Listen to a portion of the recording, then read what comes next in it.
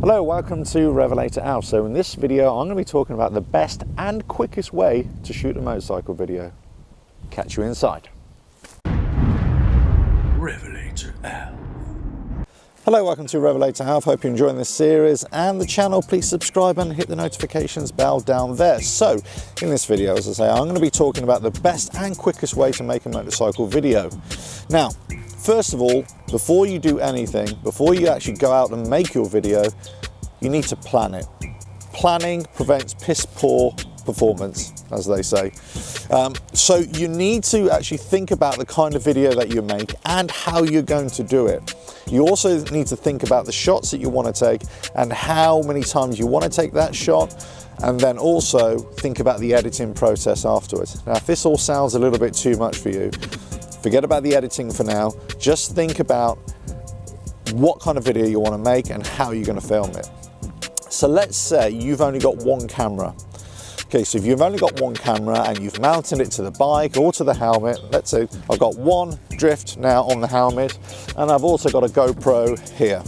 So I've basically got two camera angles which I can make use of. If you've only got one, then you've only got one camera angle.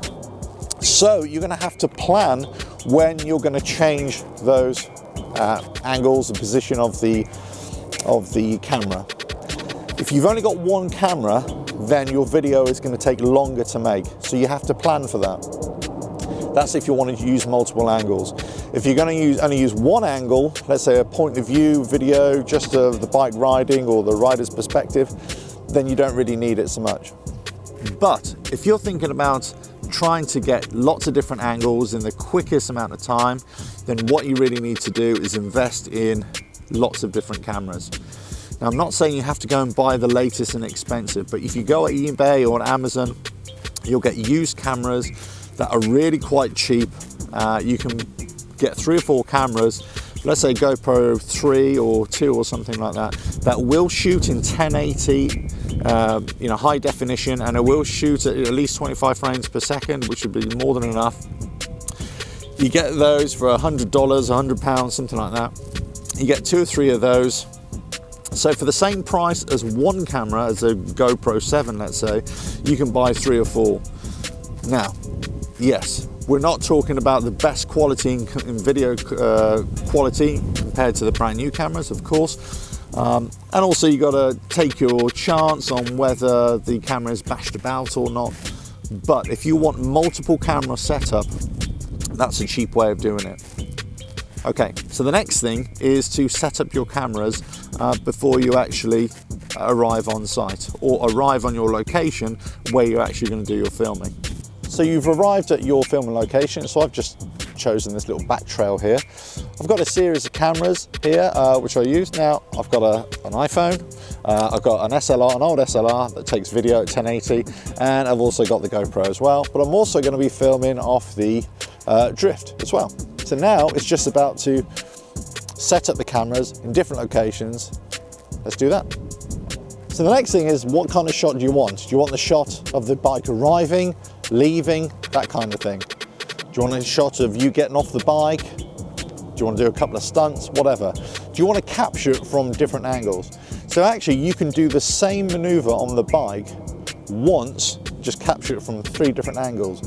If you've only got one camera, you're going to have to do the same maneuver, same stunt, whatever it is, multiple times just to get the different angles. So this way it's a lot more efficient, a lot more effective, and just by using normal cameras, you can get the best results. Now, let's say you don't have the money to go and buy all the different cameras. Well, let's say you've just got a smartphone. Well, get your friends along as well. Get their smartphones along. Get them to stand in different positions. You come and ride your bike or whatever it is. You'll take video footage of it, and then you'll collect the video footage afterwards and go in the editing, and then you've got all the different angles. So there are lots of ways of getting around this without spending any money as well. Okay, let's position the cameras. Right, so my one shot is that I want to have the camera getting a shot of the bike coming around the corner. So that's what I'm going to do. So what I'll do, I'll get the GoPro with the wraparound legs, and I'll put it in one of the trees here and see how we go. Okay, so that's one setup. Now the next one. So now I'm on a low angle shot with, I'm going to use the iPhone. Basically what I want is the shot of the bike arriving in this position right here. Now, when I set up the shot, I don't want to have the camera, the iPhone, facing the camera that's hidden in the trees there. So I want to get that out of shot. So I'm going to have it slightly at an angle so it just gets the bike arriving, and also be a low angle shot, but I don't get the camera in shot. So there we go, right there, set that up, perfect. Okay, so now I've got two angles. I've got the camera, iPhone shooting that way, I've got the GoPro shooting that way. Now I actually want the shot of the bike moving away from me. So again, but I actually want it at the same level. So here's where I got the tripod. Okay, so now I'm shooting away. I've got the iPhone out of shot, and I've also got the GoPro out of shot as well. So I've got the one camera, one setup, got the iPhone set up, got the GoPro set up. 3 camera shot, 4 coming into the same place. Now what I can do, I can have the bike arriving, I can have the bike leaving, I can turn the bike around, come back, and then shoot from the other side as well as the bike's leaving as well. So I've also got the 4th camera with the drift, and that could be on the helmet or on the bike in any way, shape.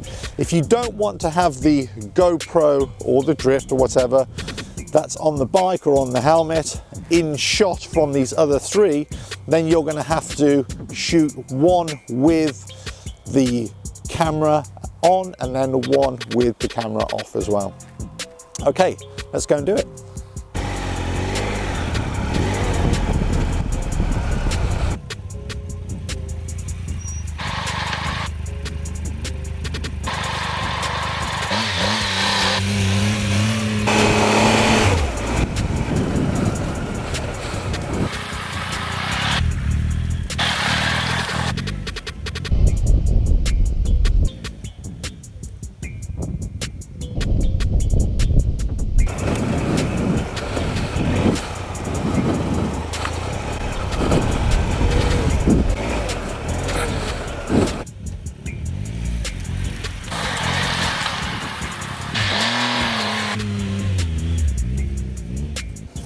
So the best way to shoot a motorcycle video is really with multiple cameras, all filming at the same time, and then you just edit it all out afterwards.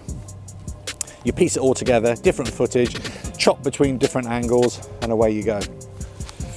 But it will take you half the time. Yes, the setup might be a little bit longer if you're doing it by yourself, of course, but once you've got it set up, you can actually just do 2 or 3 takes of the same bike, and you'll get triple or quadruple the amount of footage than you would normally get, and it will take you, a fraction of the time if you've only got one camera. But as I say, you don't need a lot of cameras, you don't need expensive cameras. If budget is a real factor, then just do it on your smartphone. You can shoot all the motorcycle videos, this kind of thing, especially just with a smartphone, on a tripod, or just lean it up against a brick or something like that. If you've got friends, they've got smartphones, get them out with you and just take lots of footage of each other. Okay, so just a bit of creativity, either with multiple cameras or different people with different smartphones. You'll get lots of great results, and you'll be able to get lots of different angles for the same maneuver. You'll be able to do the maneuver once or twice, and you get lots of different angles. Anyway, hope you've enjoyed this video, and I hope you found it useful. So all I can say is please subscribe, hit the notifications bell, leave some comments below, and let me know how you shoot your motorcycle videos as well. Catch you on the next one, whenever it is. Cheers now.